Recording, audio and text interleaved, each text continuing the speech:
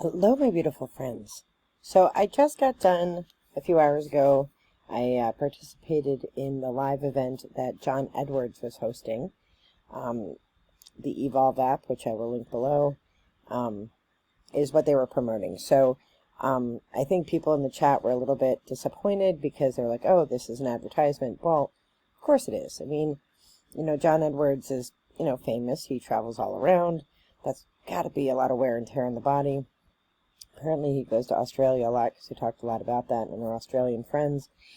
But that's got to be exhausting. So the advantage to having an app is that he's getting a steady income, $10 a month, I think it is, or something a year, I can't remember.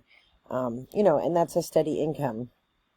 He's got quite a large staff, so, he has to pay them. So I have no problem with it being a promotional evening. It was people who are members of the app, which I am, and then you had a link that you can invite friends to. And so I want to preface this by saying I like John Edward. I think he is, I do think he has a gift. Let me make sure I'm saying his name right, though, because I don't know if it's Edwards or Edward. It is John Edward. No S on the end. So I like him. I think he is gifted. I think his daughter is gifted. She's more of an astrologer, I think, but I think she's gifted. I find value in the app. So, I want to preface my remarks by saying that. I also believe in mediumship, so, I believe that we can connect with the spirit world. I think John appeals to a certain kind of person who's going through grief. So the app does focus a lot on grief. I'm not at that stage because I do believe in the spirit world and I've resolved sort of things on the other side, but I have loved to have a message, sure. I would always love to hear from my loved ones across the veil. But I think people really do need, counseling and things like that they find comfort in an app like Evolve. So overall, I like John. I like his message. Seems like a no bullshit kind of guy. However, I'm a little skeptical of what went on tonight. And again, I have no problem with them advertising the app. That was the function of this. Why would you give a link for people who don't belong to the app to join? Because you want them to join. It makes sense. Good business model. However, it was pre-planned, and they pretended it wasn't. But as a technologist, I know the technology they're using, and so they had already pre-arranged who they were going to pick for readings, and most of the people didn't realize that, but there were some clues because people didn't get the script right, and it started off with them saying happy birthday to somebody named Serenity, who just happened to be randomly picked later on in the show. And then they ended, it was started at 9, a little bit after because they had some technology problems. It randomly ended at 11 o'clock on the nose with a very heartwarming, heart-wrenching story about a woman who's been diagnosed with cancer, who I believe, right? I believe her, and I believe, that the message that John gave to her was good, but I do think that was planned. I think the people they picked were planned. Maybe the one person was not. They had picked maybe one person who just was starstruck and nervous and couldn't, get her frame her words correctly or whatever. Maybe that person was the one random person they picked. And I don't necessarily have a problem with people being pre-planned, because in a space like that where you have hundreds of people logging on, it is a bit of a logistical nightmare, because I work with this technology every single day. It is a bit of a logistical nightmare to call randomly in a group so big. And the chat just flies by, and they didn't have a chat moderator. The person who moderates the show was also the chat moderator. And it's tough to do that because she was monitoring both the app chat, which was, I had both of them on. So I had the app and the guest link going. So, she was monitoring both of those, and things were just flying by. And you could read in the comments, there were just some people really, really hurting who really wanted to, resolve issues with people that have crossed over. And it was a little heartbreaking because they really, really wanted to be picked. And I'm thinking, honey, you had no chance to be picked. This is all planned out ahead of time. So if you're going to do that, if you're going to plan things ahead of time, then do a better job of it, right? Do a better job of it so it's not quite obvious to those of us who knew what's going on with technology.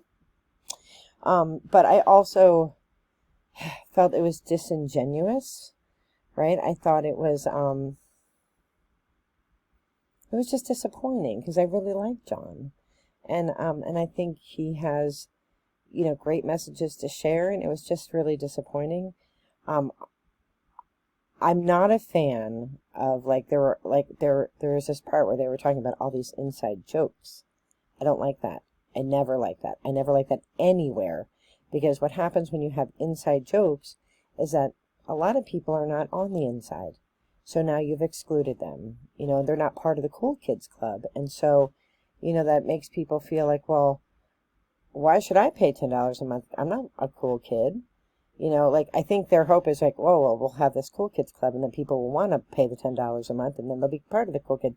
No, stuff like that pisses me off. I don't want to be part of a cult. I don't want to be part of your, it just seemed like so arrogant.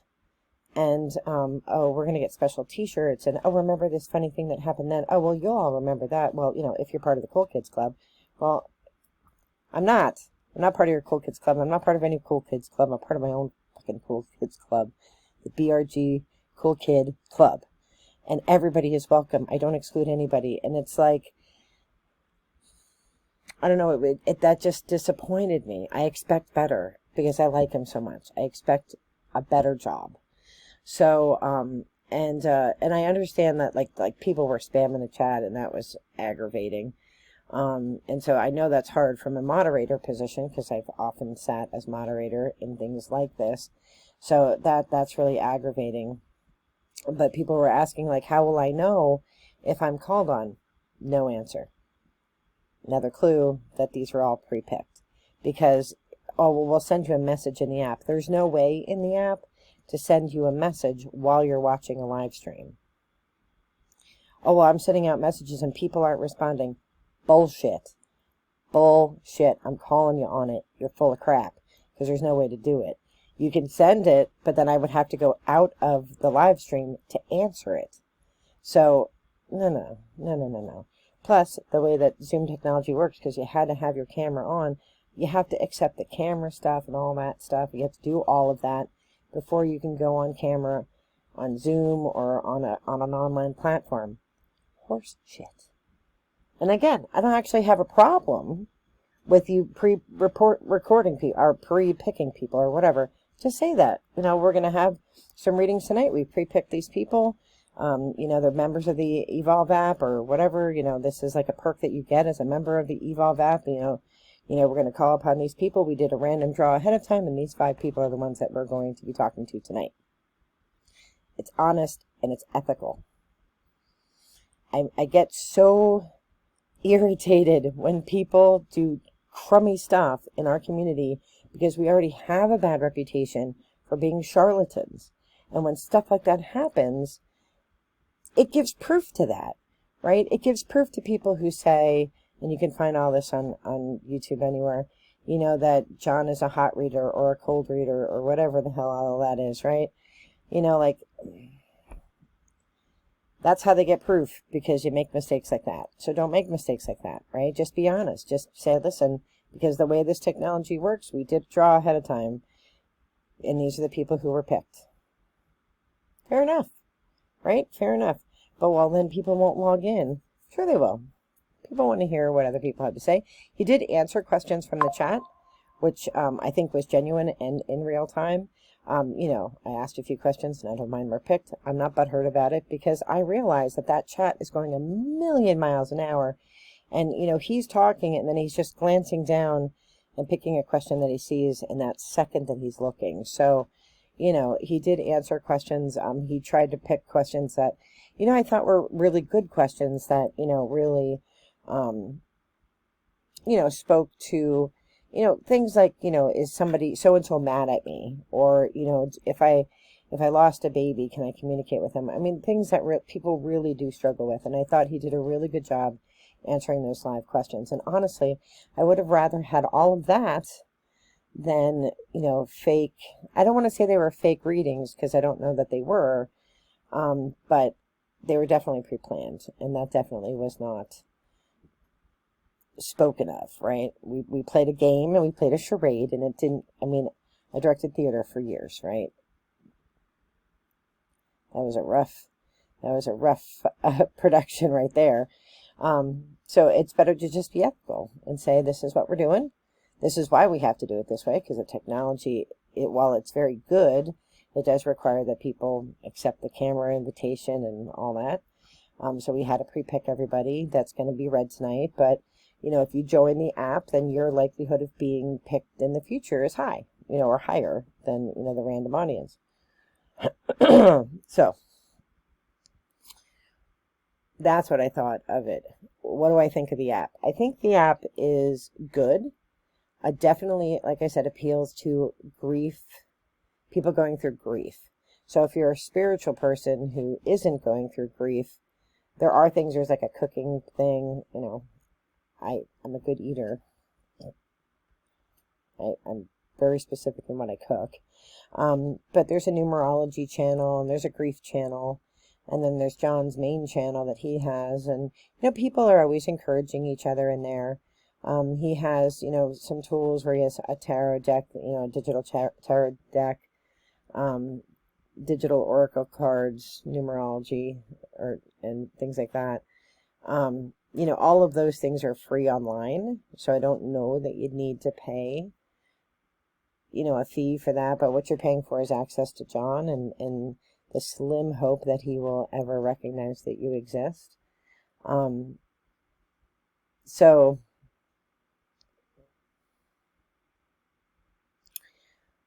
I have the app. I will probably keep the app. I've had it for about a year, so maybe I'll keep it a little bit longer to see where it goes. It is a little bit 2005 looking, that as an app developer, I think it could be a little bit more modern, a little bit more 2024. But I think, they have like a little Whovian group that you can join, which, I'm a Doctor Who fan, David Tennant all the way. So I think it's a community of people who believe in this kind of stuff, and that is definitely something that's useful. So for that reason, I belong to it. And again, I don't have a problem paying for an app. I have the Aura app. I have other apps, and, that I pay for. So, and that does pay his bills, and that's consistent money that comes in, shows that he probably gets a lot of money for shows. But after, travel costs and all the things that he has to pay for his staff that goes on those shows, I don't know what's left for the people back home in the office.